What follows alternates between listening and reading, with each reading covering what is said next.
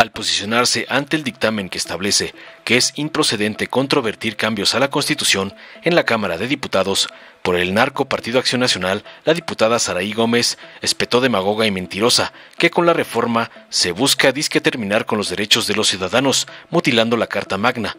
Es una supuesta regresión histórica que costará años revertir y marca un antes y un después en el verdadero equilibrio de poderes. La Constitución, esa que ustedes matan, dejará de ser barrera contra excesos del poder, concluyó su cantaleta llena de falacias, rodeada de un espectáculo grotesco de narcopanistas golpistas. Tras oír las barrabasadas y sandeces de la chacha del señor X, la diputada Olga Sánchez Cordero de Morena expresó contundente que lo que se hace hoy es constitucionalizar el artículo 61 de la Ley de Amparo. La reforma apunta hacia un escenario que rescata el poder soberano menguado durante las 4 últimas décadas e integra un modelo de ingeniería constitucional que abandona el principio de progresividad y nos lleva a criterios que ha valorado la Corte en torno a la capacidad que tiene el pueblo para determinar su futuro. Eso no es contrario a la defensa ni promoción de los derechos humanos. Aclaró tajante que el debate sobre el control constitucional de las reformas a la Carta Magna ha sido uno de los grandes temas de derecho constitucional y procesal a nivel internacional, y cualquier posición no es fácil de abordar ni cómoda. Además, la reforma llama a diferenciar entre juicio de amparo, controversias y acciones de inconstitucionalidad, pues su naturaleza es diversa y las reglas cambian. Concluyó contundente su cátedra para aplastar las mentiras del MacPrián. Veamos enseguida cómo Sánchez Cordero despedaza al MacPrián por arderse de que ya no podrán frenar las leyes de la 4T y atacar con rabia, como les manda su amo, el narcoampón Claudio X. Con su permiso, presidente. Gracias. Les traje la Constitución, no para que la lean, porque ya sabemos que no la leen, para que le pongan un altar de muertos, porque la están matando hoy Morena, su gobierno y sus aliados. Por cierto, hay que aclarar que respecto al procedimiento legislativo, quien presentaba el dictamen de la comisión tenía que haberlo hecho de manera institucional. Lamento que continúe con sus dejos de autoritarismo y no permita el respeto a los grupos parlamentarios. Todos los regímenes autoritarios fueron resultado de mutilaciones torcidas y pervertidas de la democracia entendida como soberanía popular, como lo que hace hoy Morena, que pretende aprobar y acabar con los derechos humanos y de las minorías. Miren, en la gran reforma del 2011 sobre derechos humanos hubo un gran debate. Cito, por ejemplo, al entonces senador Pablo Gómez, del PRD en ese momento, una verdadera izquierda, no la parodia que hoy emulan en Morena. Abro comillas. Ahora se inscribirá en la Carta Fundamental derechos y en sí mismo la expresión de luchas largas, difíciles, que llevaron a muchos, inclusive, a perder la libertad. Esta reforma, en síntesis, es la lucha de décadas por incorporar en el orden jurídico principios básicos y esenciales de derechos humanos. Cierro comillas. O cito, por ejemplo, al entonces ministro Arturo Saldívar, que en mayo de 2016 alegaba en la Corte, abro comillas, por lo que una reforma constitucional que restrinja los derechos humanos, pongan atención, de manera grave, tendría que ser invalidada por esta Suprema Corte de Justicia de la Nación, a través de los mecanismos de control constitucional de su competencia, los cuales deben servir para preservar y defender los derechos humanos como lo ordena la Constitución. Cierro comillas. Ahora que son gobierno, se contradicen.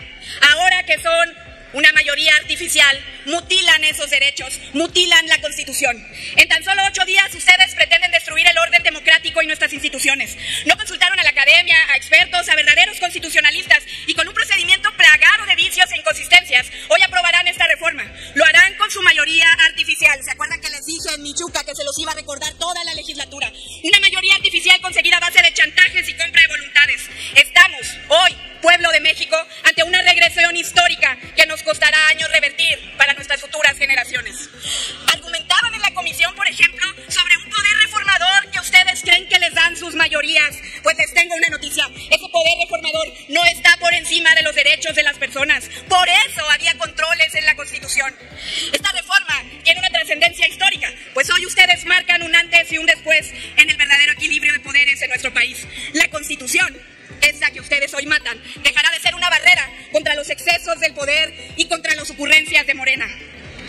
Votaremos en contra, el grupo parlamentario del PAN, en contra de esta reforma, porque nos oponemos a esta evocación a la ley de Herodes que hacen, pretendiendo mutilar la Constitución, quitándole la posibilidad a los ciudadanos y a todas las instituciones de defenderse de reformas que violen sus derechos humanos, de defenderse de las ocurrencias de la mayoría de Morena. Todo lo que diga este librito que dice poder legislativo, ejecutivo y judicial, eres tú, Morena, la ley de Herodes.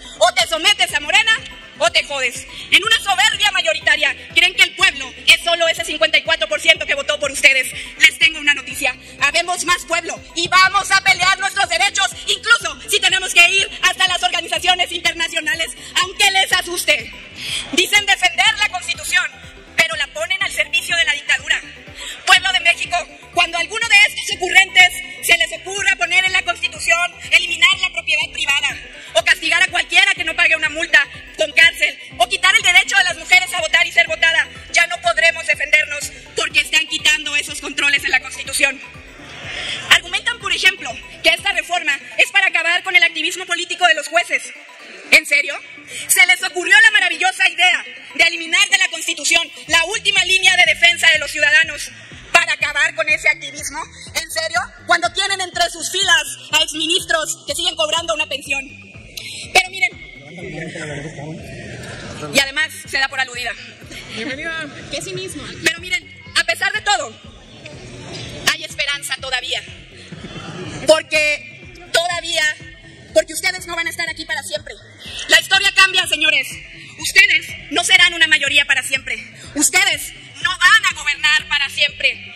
Y esta Constitución mutilada que le están heredando a las futuras generaciones será su propio verdugo. Porque hoy ustedes, sin darse cuenta, casi la mayoría sin darse cuenta porque solo se dedican a seguir el sometimiento, hoy están actuando contra ustedes mismos. La historia los va a perseguir. El tiempo es cuánto, presidente.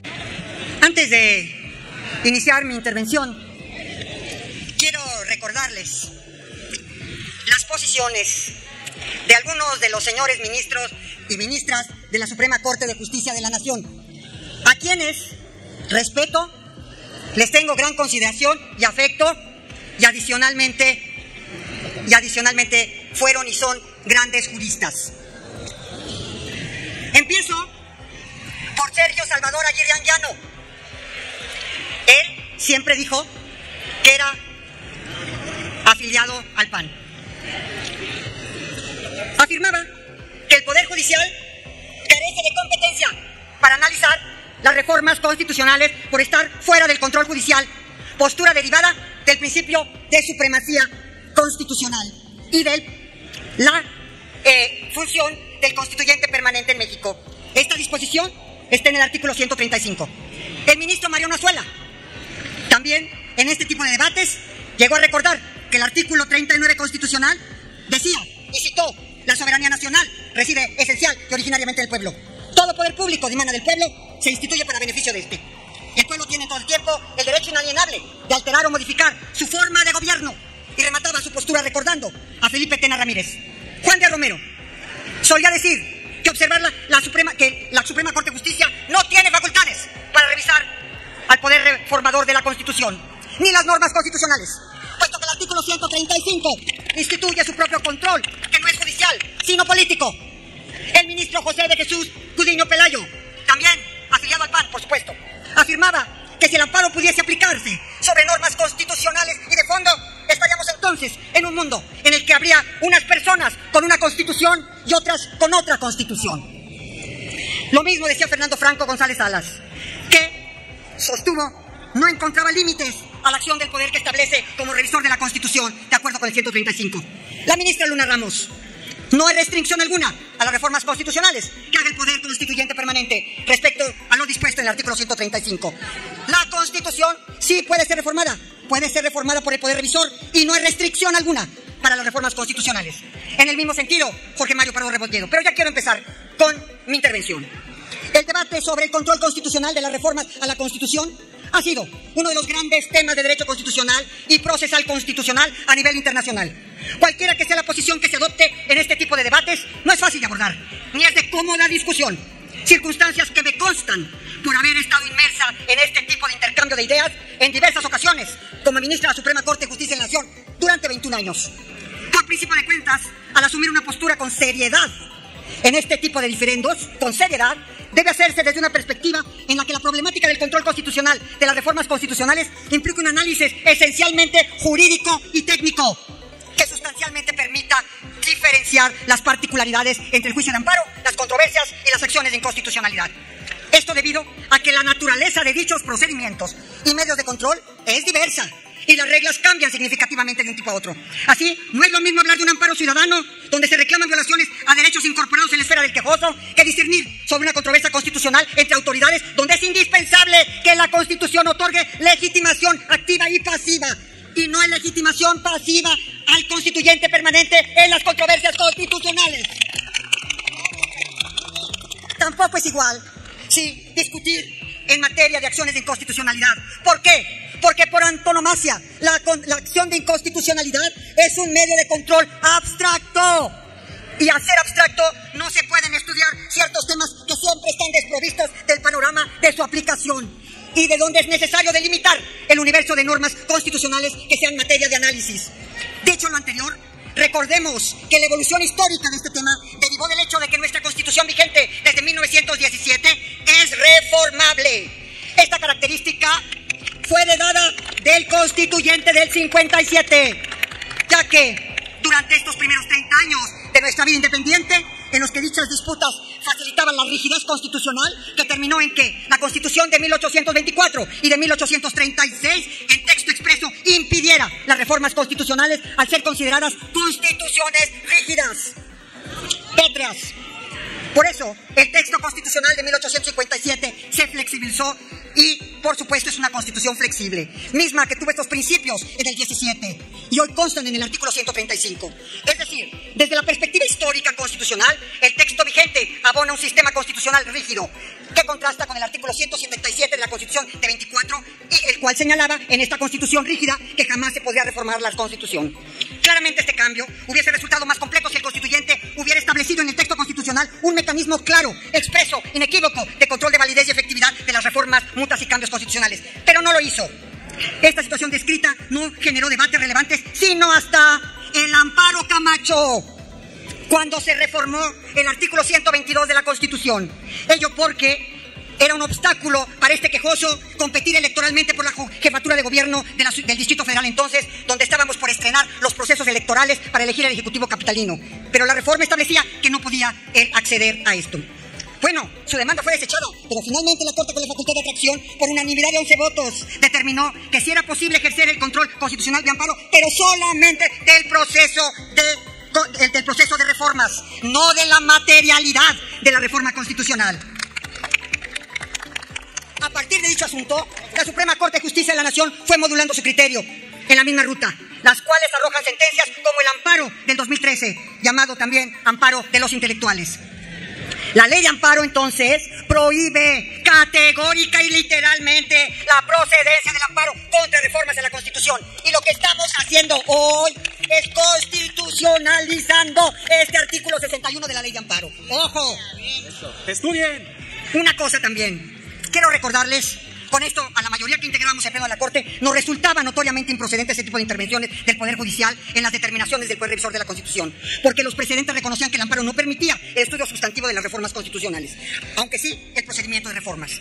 En 2011, desde la Corte, ante el asunto presentado por Federico Reyes Heroles, el amparo de los intelectuales, perdón, este sí es el amparo de los intelectuales, volvimos a negar el amparo, pues resultaba formal y jurídicamente imposible el estudio de los contenidos constitucionales reformados. Ojo, la total improcedencia cuando vimos el fondo del amparo contra reformas constitucionales de cualquier naturaleza o especie. Compañeras y compañeros, en todos los amparos posteriores que se ha reconocido la improcedencia del amparo, se ha reconocido la improcedencia del amparo y la jurisprudencia vigente en materia de improcedencia del amparo indirecto. Como les decía, en el del artículo 61, fracción primera de la ley de amparo, que hoy se constitucionaliza. Por otro lado, desde que entraron en vigor las controversias constitucionales, se ha considerado que la controversia constitucional es indiscutiblemente improcedente para impugnar el procedimiento de reforma y adiciones a la Constitución, porque se carece de sujeto pasivo a demandar al Poder Revisor de la Constitución. ¿Entendieron? Y en razón de las acciones de inconstitucionalidad, ustedes recordarán que es un control abstracto, que constituye un mecanismo a través del cual la Corte analiza la validez de una norma general sin que exista un acto concreto de aplicación, incluso sin necesidad de que se expresen argumentos. Lo que aquí quiero ser muy puntual, lo que se requiere para su práctica de un universo finito y conocido por las normas constitucionales. En la acción de inconstitucionalidad se contrastan las normas secundarias con la Constitución. Por lo tanto, es la Constitución el límite de las acciones de inconstitucionalidad. Ahora, y así lo establece Alemania, España, Colombia, Argentina, Brasil, Austria, Francia, que tiene un control de constitucional abstracto a través del control previo. concluir, quisiera llamar a la reflexión sobre algo que ha estado aquí presente permanentemente en estas discusiones. El tema del control constitucional sobre las reformas a la Constitución, que se encuentran estrechamente relacionados con dos grandes temas y que han inquietado a este honorable pleno, a partir de confusiones, intencionales o no, de su impacto actual. Me refiero a dos temas: el concepto de soberanía y a la protección y defensa de los derechos fundamentales de los ciudadanos. En cuanto al primer tema, ya dije que todos los ministros coincidieron en la supremacía constitucional. En el segundo tema, quiero tratar a un autor, el profesor Armin von Bogandy, y su concepto del Ius Constitutionale Comune para América Latina, junto con otros académicos del Instituto Max Planck, donde propone una teoría constitucional orientada hacia la protección y promoción de los derechos humanos en América Latina. Sobre la premisa dice que hay una tradicional vulneración a los derechos fundamentales en nuestro continente. Y desde esa perspectiva internacional se plantea una interacción dinámica entre el derecho constitucional y el derecho internacional de los derechos humanos como una manera de construir un orden jurídico en base al pluralismo jurídico y un fortalecimiento de los derechos humanos desde la perspectiva internacional, así como el desarrollo de una jurisprudencia dialogante donde las cortes de los países latinoamericanos y la Corte Interamericana intercambien principios, prácticas, fortaleciendo un estándar común en derechos humanos con el propósito de romper la concepción tradicional de soberanía y constitucionalizar a nivel internacional los derechos humanos. No niego que la primera a vista se percibe sumamente atractivo. Sin embargo, no podemos dejar de reconocer que plantea el reto de buscar las fórmulas necesarias para mejorar la eficaz interacción entre el concepto de soberanía y la integración de los defensas de los derechos humanos. Concluyo, esta reforma apunta hacia un escenario en el que se rescate el poder soberano menguado, este poder soberano menguado durante las últimas 4 décadas. E integra un modelo de ingeniería constitucional que abandona el principio de progresividad y nos lleva a criterios que ha validado la Corte en torno a la capacidad que tiene el pueblo de México para determinar su futuro. Eso en ningún momento es contrario a la defensa y promoción de los derechos humanos. Dale en me gusta, suscríbete, activa la campanita y compártelo para que más gente lo vea.